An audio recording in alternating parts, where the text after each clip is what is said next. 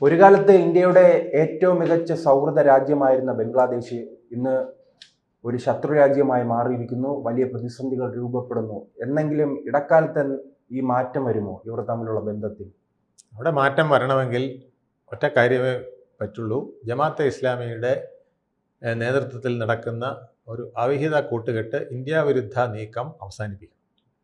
അതവർ അവസാനിപ്പിക്കണമെങ്കിൽ അവർക്ക് തക്കതായ മറുപടി ലഭിച്ചാലേ സാധിക്കുകയുള്ളൂ. ഇസ്രായേലിൻ്റെ തീരത്ത് ഒരു ഗാസ ഡെവലപ്പ് ചെയ്തതുപോലെ ഇന്ത്യയുടെ കിഴക്കൻ തീരത്ത് ഡെവലപ്പ് ചെയ്യുന്ന ഒരു ഗാസയായി മാറിയിരിക്കുന്നു ബംഗ്ലാദേശ്. ഇത് എന്നും നമുക്കൊരു വിലങ്ങുതടിയായിട്ട് നിൽക്കാനുള്ള സാധ്യതയുണ്ട്.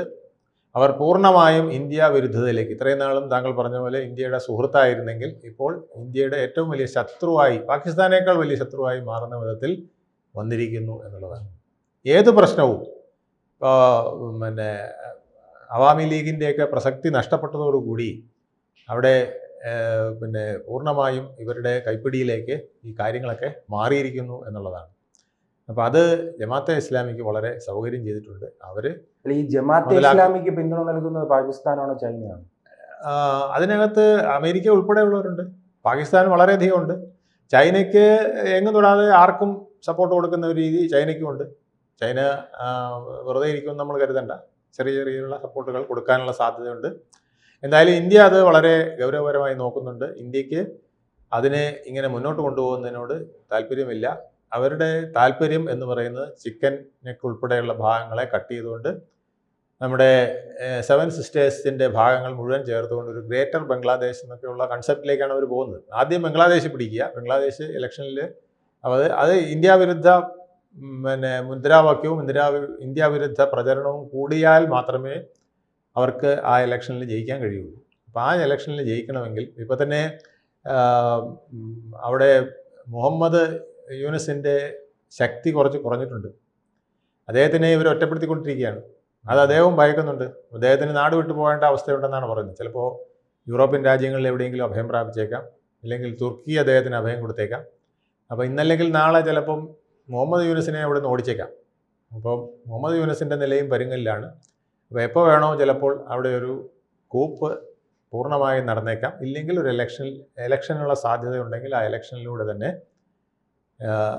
ഒരു മുസ്ലിം രാഷ്ട്രമാക്കി മാറ്റുന്നതിനുള്ള ചിന്താഗതിയുമായിട്ടാണ് ഇപ്പോൾ ജമാഅത്തെ ഇസ്ലാമി അടക്കമുള്ളവർ നീങ്ങിക്കൊണ്ടിരിക്കുന്നത്. തുടക്ക സംവരണ പ്രക്ഷോഭവുമായി ബന്ധപ്പെട്ട് ഇന്ത്യ മൗനം പാലിച്ചിരുന്നു. ഇപ്പോൾ ഇന്ത്യ പ്രതികരിച്ചു തുടങ്ങിയിട്ടുണ്ട്. അവസാനം ഇന്ത്യ ആയുധമെടുത്ത് പ്രതികരിക്കേണ്ട അവസ്ഥയിലേക്ക് പോകുമോ? അതിലേക്കാണ് പോകുന്നത് എന്നുള്ളതാണ്. അതിൻ്റെ ഒരു സൂചനയാണ് റഷ്യ ഇപ്പോൾ ബംഗ്ലാദേശിനെ ഒന്ന് വരട്ടിയിട്ടുണ്ട്.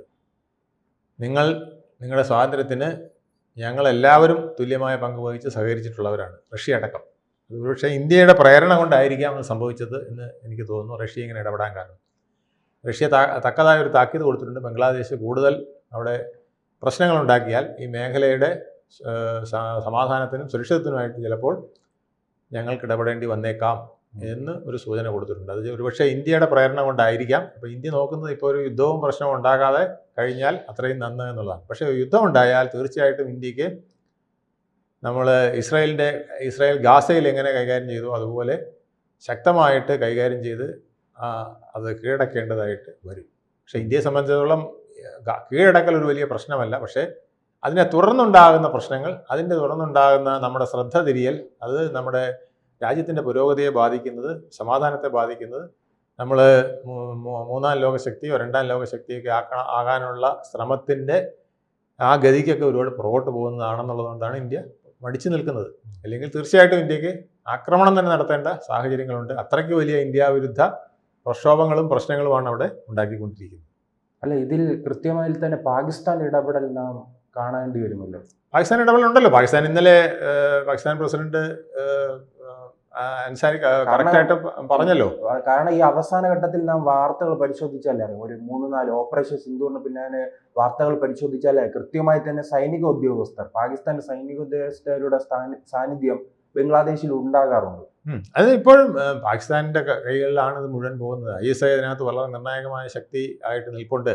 പാകിസ്ഥാൻ ഇന്നലെ തന്നെ പ്രധാനമന്ത്രി പറഞ്ഞല്ലോ, ഷെരീഫ് പറഞ്ഞല്ലോ, ഇത് ഞങ്ങൾ ഇന്ത്യ ആക്രമിക്കുകയാണെങ്കിൽ ഞങ്ങൾ അതിനകത്ത് ഇടപെടും എന്ന് പറഞ്ഞിരിക്കുന്നു. അപ്പോൾ അവർക്ക് എന്താണ് ഇടപെടാനുള്ള കാരണം? അവർക്ക് വേറെ അവരുടെ രാജ്യത്തെ അല്ലല്ലോ നമ്മൾ ആക്രമിച്ചാൽ തന്നെ ആക്രമിക്കാൻ പോകുന്നത്. നമുക്ക് ഭീഷണി ഉണ്ടാകുന്ന ഒരു പ്രശ്നം നമ്മുടെ ചിക്കൻ നെക്ക് അടക്കമുള്ളവ ക്ലോസ് ചെയ്യാനായിട്ട് ഇവർ ശ്രമിക്കുകയാണെങ്കിൽ നമ്മുടെ 7 സിസ്റ്റേഴ്സിലേക്ക്, നമ്മുടെ നോർത്ത് ഈസ്റ്റേൺ സംസ്ഥാനങ്ങളിലേക്ക് പോകുന്നതിനൊക്കെയുള്ള ബുദ്ധിമുട്ടാണ് പ്രശ്നം. അപ്പോൾ നമുക്കതിൽ ഇടപെട്ടേ പറ്റുള്ളൂ. അതിലെന്തിനാണ് പാകിസ്ഥാൻ ഇത്ര വേവലാതി? അപ്പോൾ പാകിസ്ഥാൻ ഉദ്ദേശിക്കുന്നത് ഇന്ത്യയെ പൂട്ടുക, അങ്ങനെ അവിടെ ഒരു പ്രശ്നം ഉണ്ടാക്കുക, എന്നിട്ട് ഗ്രേറ്റർ ബംഗ്ലാദേശ് എന്നുള്ള ഐഡിയ താലോലിച്ചു കൊടുക്കുക, എന്നിട്ട് സാവകാശം അവിടെ അവർ കൈ കടത്തുക എന്നൊക്കെയാണ്.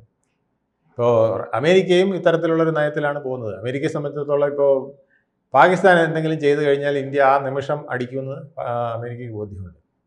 കാരണം നമ്മൾ അവിടെ ഓരോ നിമിഷവും നോക്കിക്കൊണ്ടിരിക്കുകയാണ് അവിടെ തീവ്രവാദികൾ എങ്ങനെ കളിക്കുന്നു, പ്രശ്നമാക്കുന്നു. പക്ഷേ ബംഗ്ലാദേശിനെ നമ്മൾ അത്ര പെട്ടെന്ന് അടിക്കില്ല എന്ന് അമേരിക്കയ്ക്ക് നല്ല ബോധ്യമുണ്ട്. കാരണം ബംഗ്ലാദേശിൻ്റെ ഏറ്റവും പ്രധാനപ്പെട്ട ഒരാൾ നമ്മുടെ കൈവശം ഇരിക്കുകയാണ്. അവരെ ആ രാജ്യം സുരക്ഷിതമായി ഏൽപ്പിക്കുക എന്നുള്ളത് ഇന്ത്യയുടെ ഒരു പ്രധാന കടമയാണ്. ആ സമയത്ത് അതിനെ കീഴടക്കി അവർക്ക് നൽകുന്നതിനേക്കാൾ അവിടെ വലിയ പ്രശ്നങ്ങളില്ലാതെ ഒരു ഇലക്ഷൻ വന്നോ എങ്ങനെയെങ്കിലും സമാധാനത്തിലൂടെ അവരെ അവിടെ എത്തിക്കാൻ കഴിയുമെന്നുള്ളതാണ് ഇന്ത്യ നോക്കുന്നത്. നിവൃത്തിയില്ലെങ്കിൽ 1971 വീണ്ടും ആവർത്തിച്ചേക്കാം.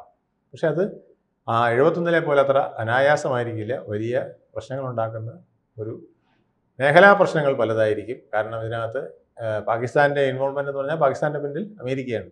അപ്പോൾ അത് വരുന്നു. അപ്പോൾ ഇന്ത്യ അതുകൊണ്ടാണ് റഷ്യയുടെ ഒരു സപ്പോർട്ട് കൂടി ആവശ്യപ്പെട്ടിട്ടുണ്ടാവണം. അതല്ലെങ്കിൽ റഷ്യ ഇപ്പോൾ ഇതിനകത്ത് ബംഗ്ലാദേശിന് ഒരു ഭീഷണിയുമായിട്ട് ഒരു വാചകം അടിക്കേണ്ട കാര്യമില്ല. റഷ്യയ്ക്കും പ്രശ്നമാണ്. ബംഗ്ലാദേശിൽ ഒരു അസ്ഥിരത വരികയും പാകിസ്ഥാൻ അവിടെ കൈകടത്തുകയും ചെയ്താൽ പാകിസ്ഥാനിലൂടെ അമേരിക്കയായിരിക്കും അവിടെ നേട്ടമുണ്ടാക്കാൻ പോകുന്നത്, താവളം ഉണ്ടാക്കാൻ പോകുന്നത്. അത് റഷ്യയ്ക്ക് ഒരു ഭീഷണിയാണ്. അപ്പോൾ ആ ഒരു കാര്യത്തിൽ അവരും വളരെ ശ്രദ്ധാലുവാണ്. അതുപോലെ തന്നെ ചൈനയ്ക്കും ആ കാര്യത്തിൽ എതിർപ്പാണ്. കാരണം അങ്ങനെ ഒരു ബേസ്, അമേരിക്കൻ ബേസ് ഇപ്പോൾ പാകിസ്ഥാനിൽ തന്നെ അതിനുള്ള ഒരു ചാൻസ് ഇട്ട് കൊടുത്തിരിക്കുന്നു. ഇനി ബംഗ്ലാദേശിൽ കൂടെ വന്നാൽ ശരിക്കും പറഞ്ഞാൽ ചൈനയുടെയും 2 കേന്ദ്രങ്ങളെ ആക്രമിക്കാൻ കഴിയുന്ന വിധത്തിൽ ഒരു അമേരിക്കൻ പോസ്റ്റ് വരുന്നു. 2 അമേരിക്കൻ പോസ്റ്റുകൾ ഇടവും വലവും വരുന്ന ഒരു സാഹചര്യവും അവർക്കും ഭീഷണിയാണ്. അപ്പം അതുകൊണ്ട് ഇന്ത്യ, ചൈന, റഷ്യ ഒക്കെ ചിലപ്പോൾ നിർണായക ഘട്ടത്തിൽ ഈ കാര്യങ്ങളിലൊക്കെ ഒന്നിച്ച് നിന്നേക്കാം എന്നുള്ളതാണ് കാണുന്നത്. എന്തായാലും പാകിസ്ഥാനിലൂടെ ഈ ഇന്ത്യക്ക് ചുറ്റുമുള്ള, ചൈനയ്ക്ക് ചുറ്റുമുള്ള, റഷ്യക്ക് ചുറ്റുമുള്ള മേഖല മുഴുവൻ അമേരിക്ക തങ്ങളുടെ താവളം ഉറപ്പിക്കാനുള്ള വലിയ ശ്രമം നടത്തുന്നുണ്ടല്ലേ? അമേരിക്കയുടെ ലക്ഷ്യം റഷ്യ ഇനി വീണ്ടും പഴയ ഒരു ശക്തിയായി മാറരുത്. ഇപ്പം തന്നെ അവർ ഒരു ശക്തിയും ഇല്ലാഞ്ഞിട്ട് പോലും അവരുടെ ആണവ ശക്തി ഭയങ്കരമാണ്. ഏതാണ്ട് 6000-ഓളം ആണവായുധങ്ങൾ അവരുടെ കൈവശമാണുള്ളത്. ഒരുപക്ഷെ അമേരിക്കയോട് തുലനം ചെയ്യാവുന്നോ അല്ലെങ്കിൽ അതിനേക്കാൾ അല്പം കൂടെ കൂടുതലോ ആണവായുധ ശക്തി ഇന്ന് റഷ്യയുടെ കയ്യിലാണുള്ളത്. അപ്പം അതുപോലെ തന്നെ ആയുധ ശേഖരണത്തിലും മറ്റൊന്നും അവർ ഒട്ടും മോശമല്ല. അപ്പം അതുകൊണ്ട് അമേരിക്കയ്ക്ക് റഷ്യയെ വീണ്ടും പഴയ പോലെ വളർന്നു വരാൻ അനുവദിക്കാതിരിക്കുക എന്നുള്ളൊരു വലിയ ലക്ഷ്യമുണ്ട്. അതുകൊണ്ടാണ് അവർ കൂടുതൽ ഭയപ്പെടുന്നത്. ചൈനയാണോ? റഷ്യയാണോ ചൈനയാണോ? ചൈന സാമ്പത്തികമായി മുന്നേറുന്നതും അമേരിക്കയ്ക്ക് ഭീഷണിയാണ്. കാരണം അമേരിക്കയെ കട്ട് ചെയ്ത് നാളെ ഒന്നാമതെത്തിയാൽ അത് അവർക്ക് വലിയ ഭീഷണിയാണ്. അവരുടെ ഡോളർ ഉൾപ്പെടെയുള്ളവരുടെ വില ഇടിഞ്ഞാൽ പിന്നെ അവർക്ക് നിലനിൽപ്പില്ല. അവർ ഈ ഡോളറിൻ്റെ പച്ചയിലാണ് പിടിച്ചു നിൽക്കുന്നത്. ഇത് ഏതാണ്ട് ഒരു ബോണ്ട് പോലെ ലോകത്തെ വിവിധ രാജ്യങ്ങൾ ഇങ്ങനെ കൈവശം വെച്ചിരിക്കുന്നതുകൊണ്ടാണ് ഈ ഡോളറിൻ്റെ വിലയുള്ളത്. അപ്പം ചൈനയെ പോലുള്ളൊരു രാജ്യം ലോക ശക്തിയായിട്ട് വന്നു കഴിഞ്ഞാൽ അമേരിക്ക 2ാമതോ 3ാമതോ ആയിപ്പോയി കഴിഞ്ഞാൽ അമേരിക്കയ്ക്ക് ഈ പ്രസക്തിയെല്ലാം നഷ്ടപ്പെടും. അപ്പോൾ ചൈനയെ അവർ വളരെ അധികം എക്കണോമിക്കലായും അതുപോലെ തന്നെ സൈനികമായും ഭയക്കുന്ന ഒന്ന് തന്നെയാണ്. ഭയമല്ല, ശരിക്കും അവരെ പ്രതിരോധിക്കുക എന്നുള്ളതാണ് അമേരിക്കയുടെ തന്ത്രം. അതുപോലെ തന്നെ റഷ്യയെയും അവർക്ക് പ്രതിരോധിച്ച് നിർത്തണം. പഴയ ഒരു ശക്തിയിലേക്ക് റഷ്യ തിരിച്ചു വന്ന് ഒരു ബാലൻസിങ് പവർ ഉണ്ടാവരുത്. ഇപ്പോഴും അമേരിക്ക ഫസ്റ്റ് ആയിരിക്കണം എന്നുള്ളതാണ് അവരുടെ കൺസെപ്റ്റ്. ഇതിൻ്റെ എല്ലാം കരുവായി നിന്ന് കൊടുക്കുന്നത് ബംഗ്ലാദേശാണ്. അതുകൊണ്ടാണ് ഞാൻ പറഞ്ഞത് ബംഗ്ലാദേശ് ഇന്ത്യക്ക് നാളത്തെ ഒരു ഗാസയായി മാറാൻ ചാൻസ് വളരെ കൂടുതലാണ്. ഗാസയായി മാറിയാൽ ബംഗ്ലാദേശിൻ്റെ ദുരന്തം വളരെ കടുത്തതായിരിക്കും. ഇന്ത്യക്കും പുരോഗതിയിലേക്ക് പോകുന്ന പാതയിൽ ഒരുപാട് സ്ലോ മൂവ്മെൻറ്റിന് സാഹചര്യം ഒരുക്കുകയും ചെയ്യും. കൂടുതൽ വാർത്തകളും വിശേഷങ്ങളും നിങ്ങളിലേക്ക് എത്താൻ ABC മലയാളം സബ്സ്ക്രൈബ് ചെയ്യുക, ബെൽ ബട്ടണും അമർത്തുക.